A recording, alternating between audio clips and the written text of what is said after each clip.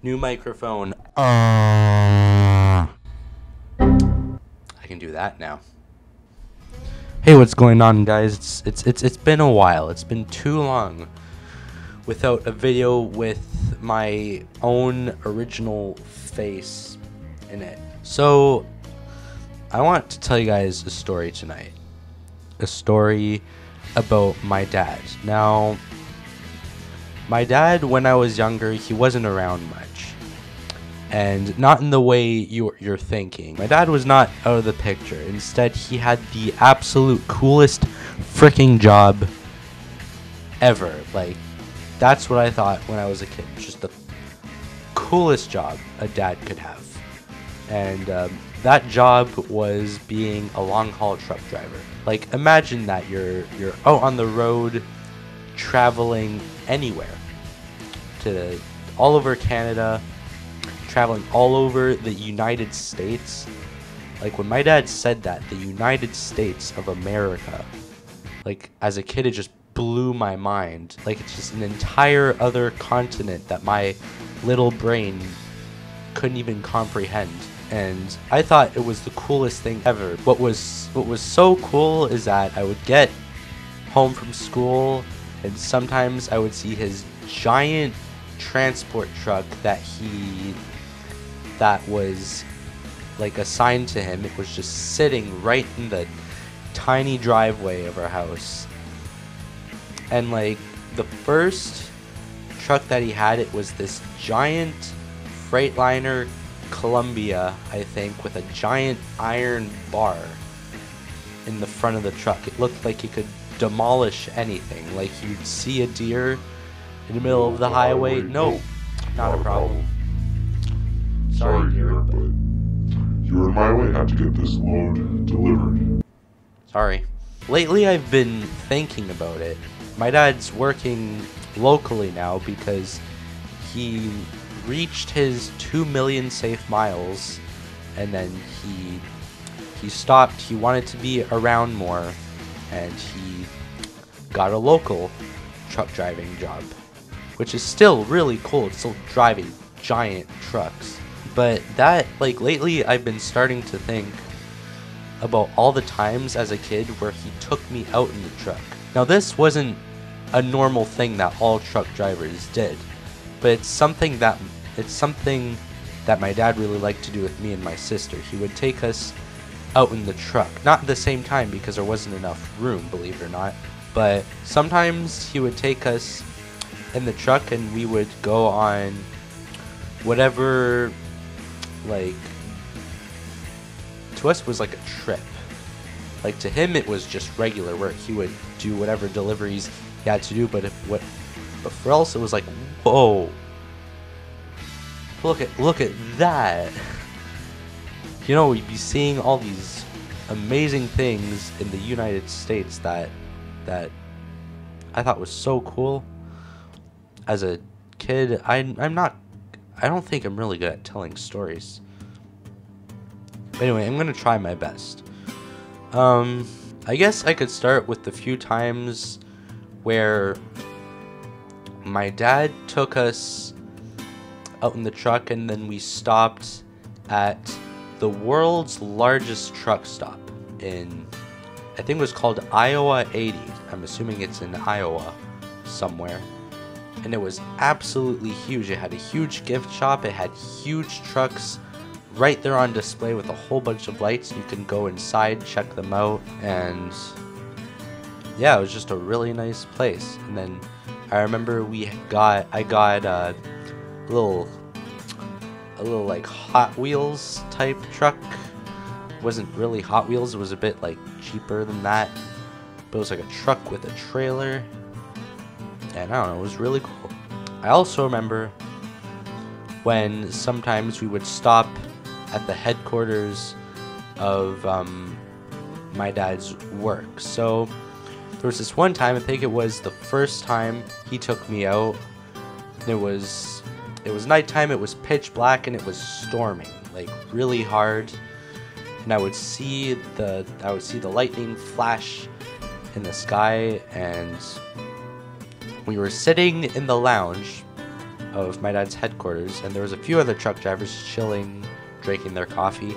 My dad's truck was in the shop for some reason. We had to wait for the truck to be fixed, I think, or maintained or whatever, so that we could go in the truck, park it, and then sleep for the night. But there were like a few computers, and I was allowed to use them, I think. And at my dad's headquarters, they had 2 different types of simulators that they would use to train the new drivers. They had like a little one that looked, from what I can remember, it looked like a regular, just like a driving simulator racing wheel with the shifter and stuff, and it was just a few monitors and a chair. It was just off to the side, you know, nothing too special. But then there was an even bigger simulator. So my dad would take me into this room, and there was an office, and then there was this lady that he would talk to, and then she would take us into the room, and it was this giant soundproofed room, I think, and right in the middle there was an old cab that was like completely taken apart, and it was just like the cab. And you go inside, and it looks exactly like the inside of a truck, because that's what it is, except there was monitors everywhere. And then you'd have to start the truck, the simulator, exactly like how you would start a truck, and then you would have to drive through like really realistic simulations of what you'd have to face on the road. And the last time I did the simulator, I remember the guy this time, he told me I did a lot better than most of the truck drivers did, and I'm not sure if I should be proud of that or scared. Reminds me of that this one trucking company named Swift. They would every time we would pass one of their trucks on the highway, my dad would make the joke that Swift, the acronym, stood for sure wish I finished training, which was funny, but at the same time, I guess they got into accidents a lot on the road, which kind of sucks. Train your drivers better, Swift. Not throwing smoke or anything, that's what I remember. I don't really remember much at all, I think. I remember there was a few pictures of me as like going out in the truck with my dad, and I'll ask my parents if they have some, and if they do, I'll post them at the end of the video, so stick around for that. But another thing I remember is the last time I went in the truck with my dad, the very, very last time, and it sucked because I didn't really, now that I think about it, I really didn't go that often, like maybe like 5 times, that's it. It was always in the summertime. But the last time I went, both me and my sister had a turn. When my sister was out, I was at a basketball camp, which was pretty fun. But my sister got a really nice run. She got to go to Texas, I think, and she got to go to Tulsa and Oklahoma, which my dad was like, it was always exciting when he went there. I got what was known as the real life, how my dad's runs were normally like. It wasn't really, well, it was cool obviously, but it wasn't, we didn't go to any really nice places. I think this is the trip I remember the most, honestly. First we went to somewhere in Pennsylvania where we delivered a load of like toiletries, like toilet paper, toothbrushes, stuff like that, and I remember we sat out in the blistering heat for like hours because we had to wait. The giant factory was doing like this training thing or something. We had to wait to deliver the load, so we waited out in this lot with 2 other drivers. I think they were my dad's friends, and one of them was an owner-operator. So my dad, he had his trucks like assigned to him, but there were some people that had their own trucks that they bought with their own cash, and that the truck that the owner operator had, instead of being the color that the company liked, it was like a more redder shade, which was pretty cool. But we had a good time. He chatted with his friends, and I used the outhouse, which was still really hot. And that was that. And I remember we passed by what's called, like, over the interstate, there's these giant glass bridges, which are known apparently as oases. An oasis. And it's like a giant bridge over the interstate. You guys in the US probably see those all the goddamn time. You guys probably know what I'm talking about. But to me, it just blew my mind. But it's like a glass bridge over the interstate. And there was like restaurants in there. And we actually ordered stuff and took a seat right over top of the bridge. We were right over top of the highway. And it was just nothing but glass. We were just eating our lunch, and it was just the coolest thing ever. And there was also a few like those arcade games, well, not games, but there was like, you could win prizes, but the machines, there were machines where you could like pay cash and push a button, and the thing would go up and then left and right and then go inwards like that, and then you could win a prize. But the machines were always rigged. And we went to two oases,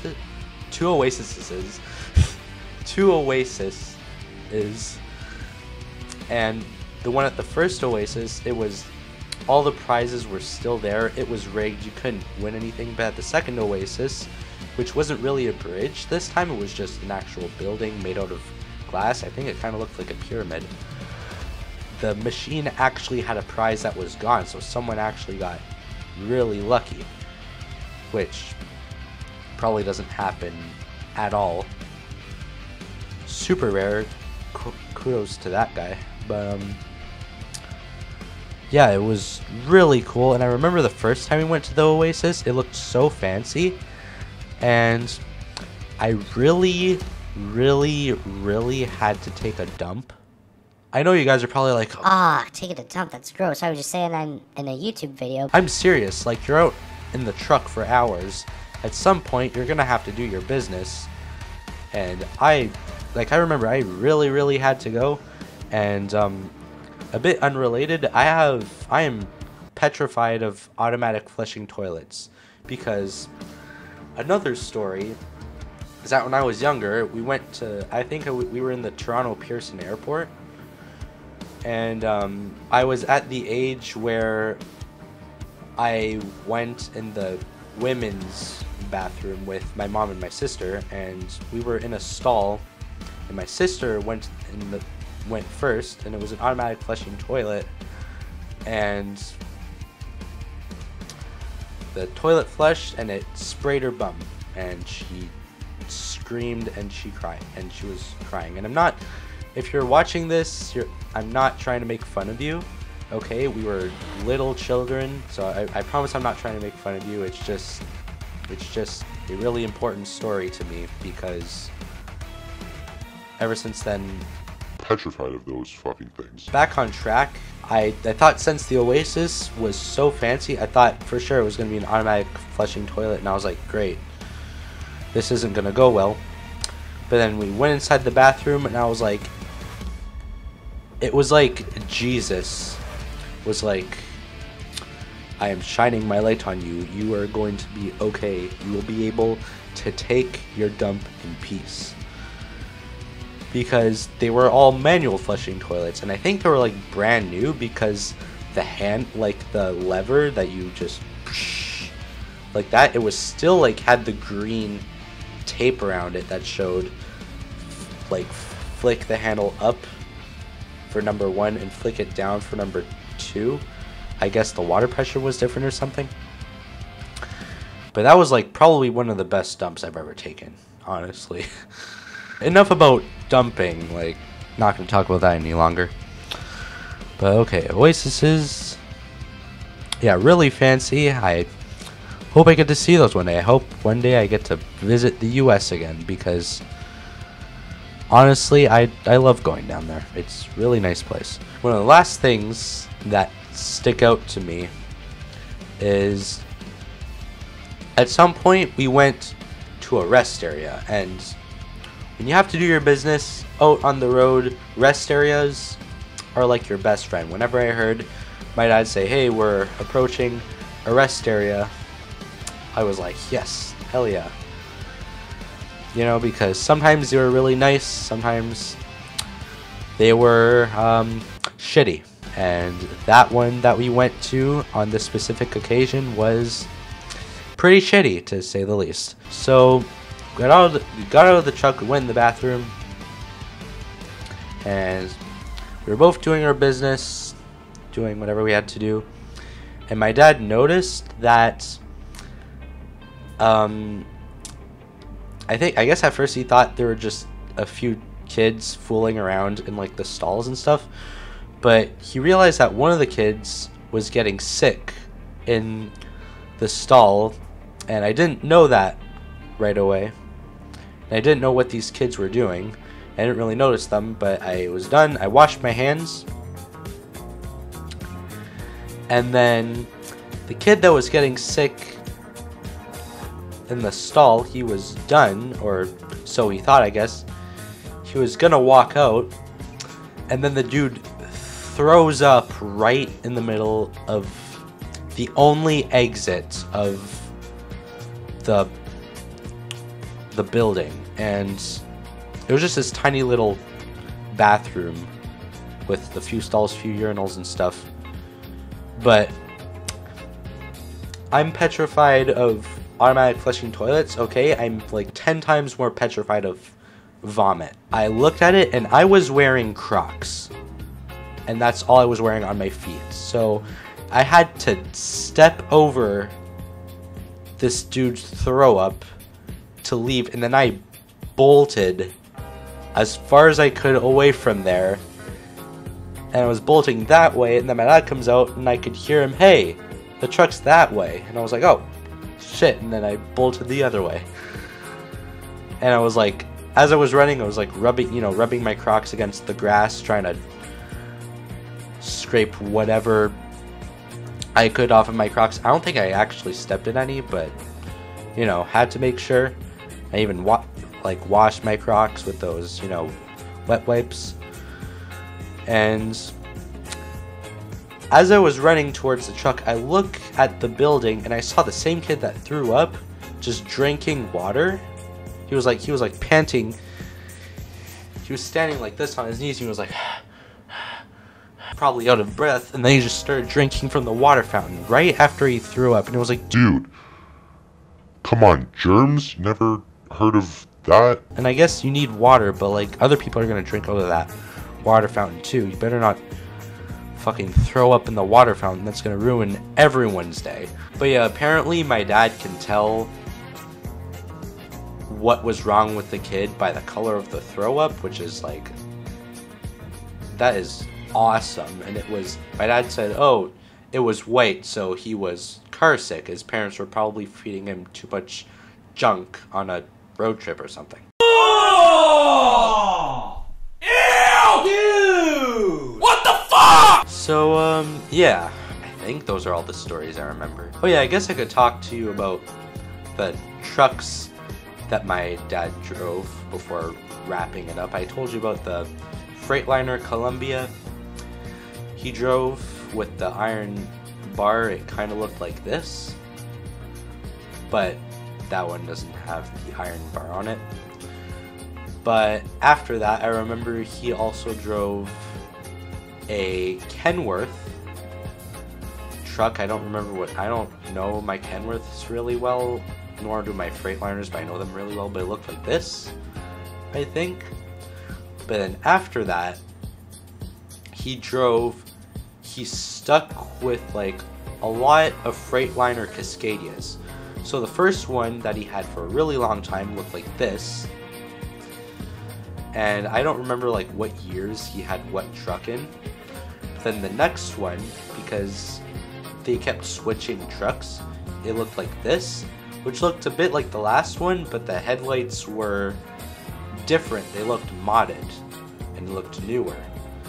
And then the one after that one looked like this, which looked, again, exact same thing, but the hood of the truck, like the nose was just smaller, and it had a small air intake on the hood, so it was like a bit more, I don't know, eco-friendly or powerful or something. But the engine was definitely smaller, and it was a newer truck.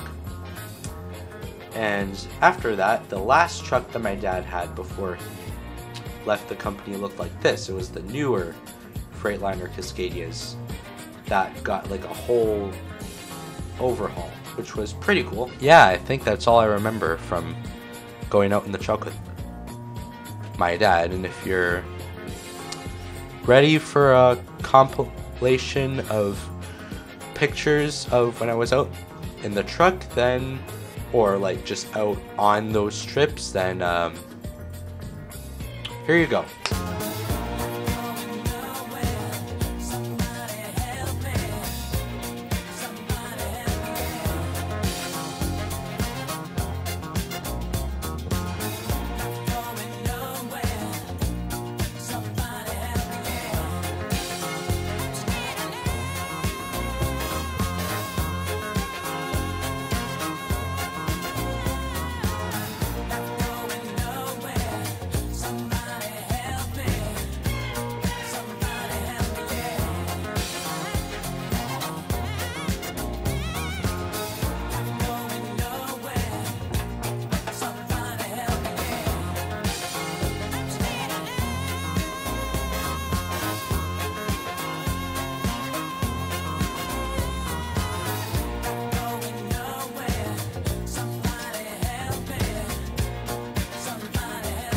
But anyway, yeah, that's the end of the video. I wanted to try something different this time, and I hope you guys enjoyed this little story time. I want to say comment down below for part 2, but honestly that's really all I can remember. But if you guys want to hear more stories about my childhood, please leave a comment down below. Tell me what you guys want to hear, because I love hearing your guys' feedback, okay? It's like reading comments is one of my favorite things to do on YouTube, is reading your comments and hearing your feedback. So yeah, I have to wake up early tomorrow. As at the time I'm recording this, it's 11:46 p.m. I have to wake up early for class tomorrow, so I'm gonna get ready for bed. I hope you guys are having an amazing night and have some good rest, y'all. Peace.